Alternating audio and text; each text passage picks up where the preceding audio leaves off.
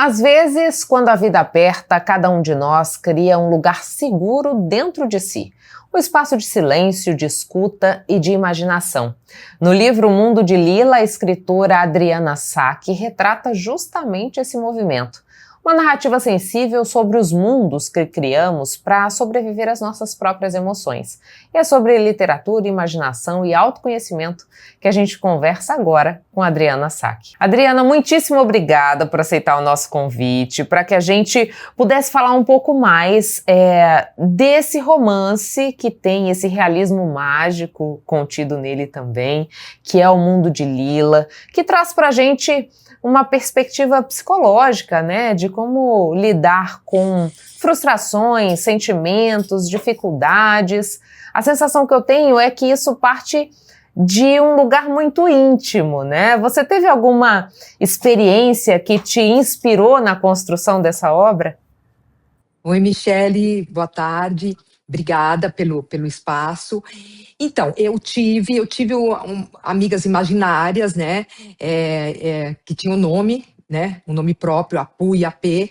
Eu tive essas amigas imaginárias, e quando eu resolvi escrever essa trilogia, aí eu falei, puxa, por que não escrever um romance contemporâneo e trazendo de volta os amigos imaginários da minha infância, mas de um jeito diferente. Por isso que eu quis bolar o Chalé, porque seria um lugar, né, como a gente tem um espaço, às vezes, na psicologia, na terapia, né, a gente tem o setting, que a gente chama, né, eu falei, que espaço que eu posso criar? Como é que ela vai encontrar esses amigos imaginários? Aí eu bolei o Chalé na minha cabeça, que aí eu pudesse introduzir, né, os amigos imaginários, eu falo que os amigos divinos imaginários dela, né. Aí começaram na infância, aí ela acrescentou mais alguns na adolescência e na fase adulta também. E me diz uma coisa, a sua formação inicial é comunicação social, depois você passa ali pelo design de interiores, história da arte, e agora você está na graduação de psicanálise, né? Essa vontade de olhar para a psicanálise, para essa questão mais psicológica, ela nasce antes do Mundo de Lila, durante o Mundo de Lila ou depois do Mundo de Lila? Eu acho que foi um pouco antes do meu primeiro romance, o Por que Não, porque o que eu senti no Por que Não é que eu queria me aprofundar mais nas personagens, né? E pegasse um psicológico delas muito profundo. E aí eu entrei, faz 2 anos que eu falei, vou fazer isso, porque me ajuda. Se eu vou ou não me tornar uma psicanalista, não sei, mas que vai me ajudar muito na minha escrita, realmente. Tanto que, por exemplo, no Lila 2, eu já comecei a usar um setting, né, de análise, que é com a filha da Lila, na adolescência, né, porque a Lila, até então, porque eu estou escrevendo o terceiro, ela não precisou de uma ajuda externa. Mas ela achou que a Michele, ela estava perdendo um pouco, né, o contato da filha. Na adolescência acontece muito isso. E aí ela resolveu ir atrás de uma ajuda externa, e a menina topou, né? E aí isso me ajudou muito a trazer tudo que eu estudo para minha literatura, né? Para minha escrita. Me ajudou bastante. E Adriana, quando a gente fala desse espaço, né, que Lila cria para se encontrar com esses amigos imaginários, para lidar com os desafios que ela tem no dia a dia, com sentimentos, você acredita que a gente cria esses refúgios emocionais ao longo da vida, né? Porque não é só na infância, a gente precisa lidar com essas situações enquanto a gente está vivo, né? Então é uma prática comum criarmos esses refúgios emocionais? Olha, assim, às vezes eu acho que a gente realmente, Michele, tem e procura uns refúgios, né? A gente pode ser, por exemplo, aquela coisa assim, sextou, né? Né? Quando a pessoa fala sextou, que ela quer um lugar de aconchego. Então, onde é que ela vai? Ela quer encontrar com os amigos, quer tomar alguma coisa, ela precisa de uma válvula de escape. Tem gente que vai para onde? Para uma meditação. Tem gente que vai para uma análise, de fato, né? Procura uma analista. Tem gente que não tem condições. Tem gente que quer ir na casa de um amigo. Tem gente que quer fazer um churrasco e ali ele solta, né? Assim, aquela vida cotidiana dura. Então, o que eu falo, as pessoas acham que não, mas elas procuram. Às vezes é num café que ela quer tomar um café sozinha, ou ir numa livraria. Às vezes a pessoa senta numa livraria e não sabe nem por que se sente bem, mas é que é aquele silêncio, aquela calmaria, ou então ir num museu, né? Eu falo assim, as pessoas procuram isso, às vezes elas nem percebem. Sabe quando a pessoa fala, ai, que vontade de encontrar uma amiga para conversar um pouco? É que ela quer um refúgio, ela quer um lugar de acalento. E ela não sabe aonde, né?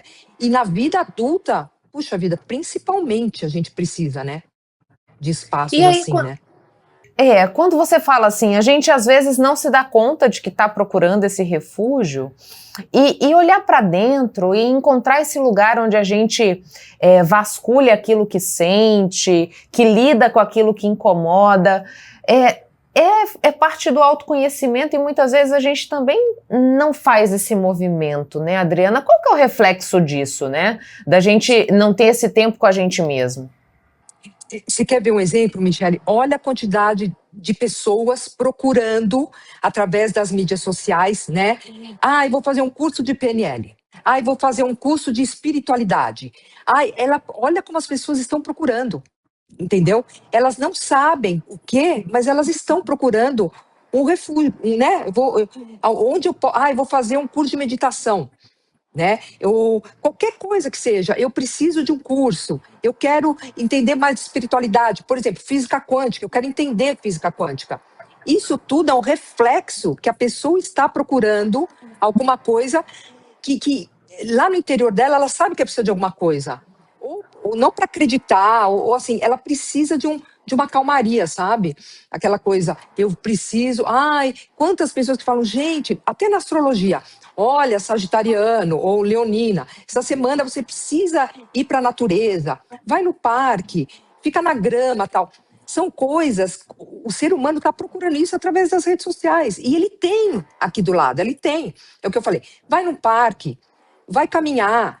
E é o que eu falo, a solitude às vezes é muito importante, né? Não a solidão, a gente sabe, a solitude, aquela coisa de você estar com você mesmo, né? Outro dia um editor perguntou, Adriana, aonde você pega, assim, aonde é a tua pesquisa? Eu falo em todos os lugares, na rua, caminhando na rua. Se eu vou no museu, sozinha, num café, no cinema, nos amigos. Então, assim, a gente tem a possibilidade de procurar fora um monte de coisa que está aqui dentro. E às vezes não precisa muito, Michele. É entrar no quarto. Quer ver uma coisa também muito legal? Que a pessoa fala, Adriana, eu não consigo interiorizar. Escreve. Escreve. Às vezes você está tão magoada, com tanta raiva, né? E aí a pessoa escreve e ela fala, nossa, isso eu conversei até com algumas leitoras. Nossa, sabe que me deu um alívio? Mas eu acho que eu não consigo escrever um livro. Não, mas não precisa ser um livro. Uma carta, escreve uma carta. Às vezes você está com uma bronca de alguém. Escreve para essa pessoa. Talvez você nem entregue. Você rasga, você queima. Mas põe isso para fora, né? Porque às vezes a gente engole e aí vem a coisa psicossomática, né? Que eu até tive um módulo na psicanálise sobre isso. A gente vai somatizando as coisas. E não é legal. E às vezes pode ser através de cursos, e a pessoa fala, não tenho tempo de curso, tal. Então tá bom. É impossível a pessoa não ter um tempo de sentar e escrever, ou sentar e pensar, e sentar de frente para o espelho, porque o chalé pode ser isso, né? Sentar na frente do espelho e conversar o que aconteceu no dia, e você mesmo vai achando as respostas, né? E me diz uma coisa, Adriana, você falou sobre essa troca com algumas leitoras, né, sobre o poder da escrita terapêutica, como isso bota para fora aquilo que muitas vezes está engasgado, entalado. O que você quis traduzir ou levar para o seu público leitor com o mundo de Lila, né? O que você vê que eles acabam se reconhecendo nesse processo? Legal você falar isso, porque essa semana eu escrevi, eu fiz quer dizer, eu gravei, mas ainda não coloquei no Instagram, porque assim, quando eu estava escrevendo um capítulo essa semana, me veio um insight assim, eu falei, nossa, o mundo de Lila 1 e 2, e mesmo por que não, parecem panfletos explicativos. Eu vou te dar um exemplo. Eu tenho uma leitora que primeiro ela foi leitora e depois ela se tornou uma grande amiga. eu até posso falar o nome dela, que ela me deu o aval para falar, Cris Salinas. Ela passou por um câncer de mama. E aí, quando eu estava eu quis, uma das personagens amigas da Lila, ela passou por isso, eu fiz ela passar por isso, tá? Porque eu queria falar sobre o câncer de mama. Mas eu entrevistei ela, a gente fez uma pesquisa muito legal, porque eu queria ser muito realista naquilo. E virou um capítulo lindo, né? Então eu fiquei pensando assim, puxa vida, o mundo de Lila, às vezes são panfletos explicativos, né? Então, o câncer de mama foi uma coisa, a menopausa, agora no Lila 3, a Lila está passando por isso, né? Então, ela começa a falar sobre os sintomas que ela tem com a amiga, e depois ela vai para uma consulta com o ginecologista, que isso é muito explicativo para as mulheres, né? E assim, transição de carreira, tem mais coisas. Esse fato de adolescência, a psicologia na adolescência, porque tem capítulos que tem o psicanalista falando com a filha dela, com a Michelle. E lá eles falam coisas assim que realmente são faladas em clínicas psicológicas da adolescência. Então eu falo, são capítulos e capítulos que às vezes eu falo, parece panfletos explicativos de coisas que é muito interessante nós falarmos hoje em dia, nós mulheres, colocarmos em pauta, e a coisa que está lá. Então teve uma leitora essa semana que falou, nossa, eu fico lendo a Lila, tanto que eu li o segundo bem devagar, que ela já comprou na Amazon. Ela falou, eu fui lendo devagar, porque eu me identifico tanto com as coisas que ela passou, eu passei tantas coisas parecidas que ela passou. Então, olha como é atual, né, Michelle? Olha quanta coisa precisa ser dita, que a gente precisa falar. E eu falei, adoro roda de conversa por causa disso. Quando eu faço o lançamento dos livros, eu faço roda de conversa, porque eu adoro ouvir o que as mulheres têm, né, para conversar, né? Eu acho muito interessante, né? Que a gente se identifica, né, com tudo, né? Exato. E você fala da roda com mulheres. O livro foi pensado justamente para o público feminino?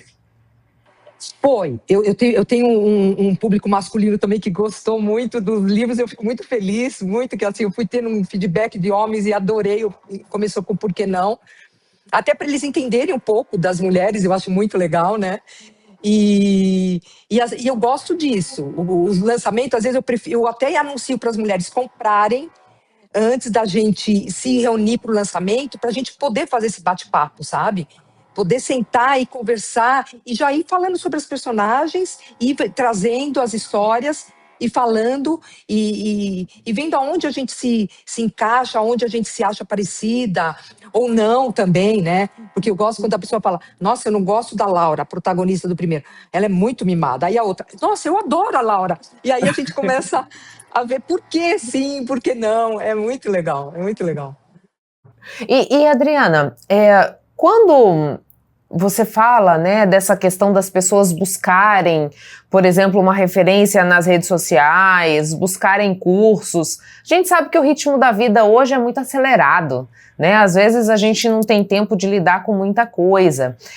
O Mundo de Lila também é um convite a essa pausa, né? A olhar para dentro, a enxergar aquilo que a gente está nutrindo e que muitas vezes a gente nem se dá conta.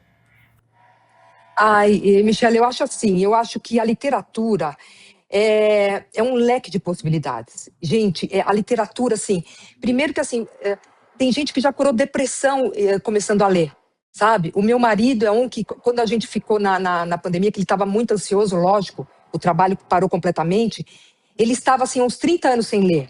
Ele começou a ler, e aí já deram mais de 300 livros, sabe? Na época ele estava tomando até um remédio para acalmar, assim, e não precisou. Por quê? Porque o que eu falo, é um leque de possibilidades. Você tem um companheiro lá do seu lado, que você abre a hora que você quer, né? É silencioso, né? Aí você... não quero isso. Quero ler sobre, sei lá, história. Quero ler biografia. Quero ler autoajuda. Eu falo, é um leque, romances. Então ali... E outra coisa, você começa a se identificar com os personagens. Né? Porque, assim, aquilo é um reflexo do que é a vida também, como novela, como arte, como teatro, né? Até as músicas.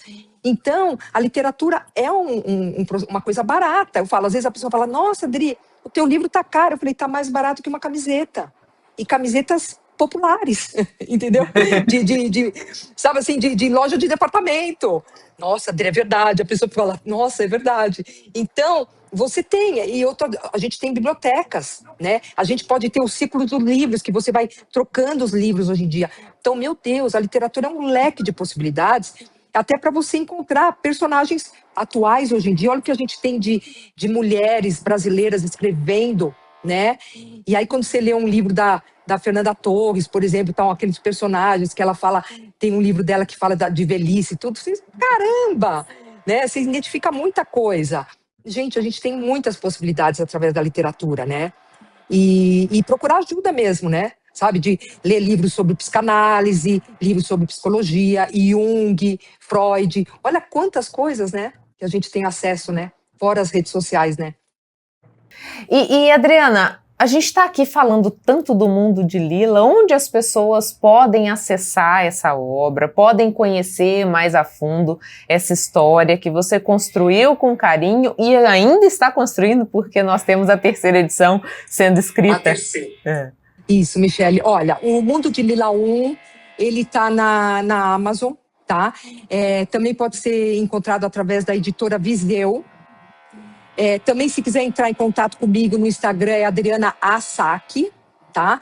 E o 2, por exemplo, ele já tá. O 2 ele tá em mais plataformas. Ele tá na Estante Virtual, ele tá no Google Play, sempre tá na Amazon também. Sempre nas minhas redes sociais eu vou colocando aonde está. Mas na Amazon, com certeza, encontra os 2 e o primeiro também.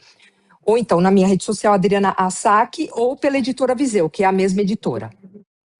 E conta pra gente um pouquinho de como você chega nesse universo da literatura, né? Que momento você diz assim, agora eu quero contar uma história e impactar a vida das pessoas através da minha escrita? Eu acho que foi bem quando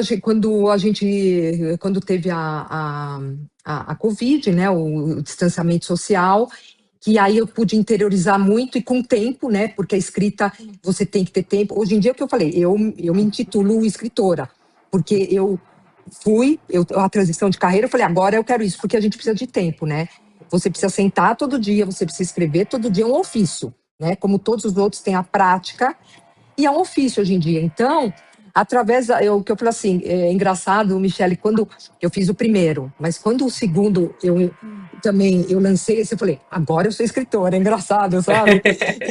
No primeiro, é o que eu falo, hoje em dia, se a pessoa escreve um livro, ela já é escritora. Mas eu tinha essa coisa comigo. E aí, depois que o segundo veio, o terceiro mais fácil, o quarto mais fácil, é o que eu falei, a prática, né? Vai fazendo tudo, vai facilitando o processo, né? E cada vez mais eu quero isso, eu quero ajudar mulheres, homens, a entrar no mundo, assim, da literatura e se descobrir e descobrir um mundo maravilhoso, né? De possibilidades mesmo. E qual foi a transformação que essa transição de carreira trouxe para você, Adriana? Como tem sido lidar com essas produções, né? Como é para você ver cada livro ganhando vida e chegando à vida de outras pessoas? É uma satisfação tremenda, tremenda, tremenda. Quando uma pessoa entra em contato comigo sem ser conhecida e fala, nossa, me transformou. Por causa da Laura, da protagonista, eu comecei a caminhar, coisa que eu não fazia há 10 anos. É impressionante. E uma coisa que me chama a atenção, um dia que eu fui num lugar e a pessoa viu meu sobrenome na recepção, ela falou, você é a Adriana Asaki? Eu falei, Nossa, eu li teu livro. E a pessoa não me conhecia. Aí eu falei, gente, realmente, eu tô chegando a outros lugares, tal, eu realmente sou escritora, sabe? Quando parecia até uma pegadinha, eu falei, gente, será que alguém falou para ela que eu sou escritora? Não. Mas aí você fala, não, realmente eu sou escritora. E isso Michele, é sensacional, sabe? Você, através da sua obra, né, atingir as pessoas e ver que as pessoas estão lendo, estão gostando, então é sensacional. É muito legal, muito legal. Adriana, muitíssimo obrigada pelo seu tempo com a gente. E conta um pouquinho, porque assim, você disse pra gente que tá escrevendo Lila 3, né? Temos algum outro projeto já no forno para sair? Como é que tá isso? Já, então, isso que eu tô gostando muito também, assim, o primeiro foi um romance, por que não? O terceiro se enquadra no realismo mágico, né? É um romance, mas se enquadra no realismo mágico.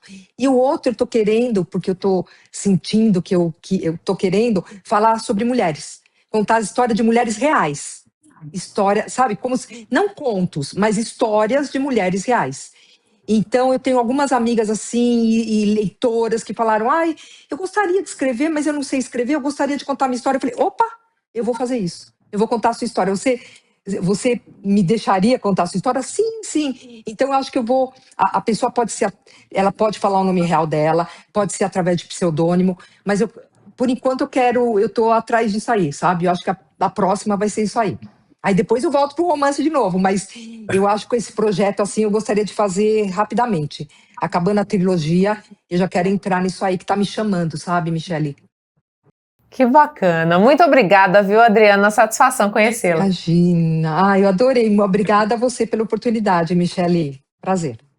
Gente, vocês já pararam para pensar no quanto o Mato Grosso melhorou? Parece até que foi há muito tempo, mas há 8 anos o governo estava quebrado. Salário atrasava, escolas eram de lata, UTIs fechavam. Por isso eu sempre digo, é fundamental saber cuidar das contas e é aí que os resultados aparecem. A educação estadual saltou da 22ª para a 8ª melhor do Brasil com muito trabalho e investimento. O governo entregou 50 escolas novas e está construindo outras 65. E não é só isso. Nossa cidade recebeu ônibus escolar para garantir o transporte dos alunos. Sem contar nas oportunidades. Todo ano, os 100 melhores alunos fazem intercâmbio para a Inglaterra com tudo pago. E os profissionais da educação recebem 14º e 15º salário quando atingem metas. Não dá para negar. Tá muito melhor viver em Mato Grosso. Intervalo e o papo volta já já.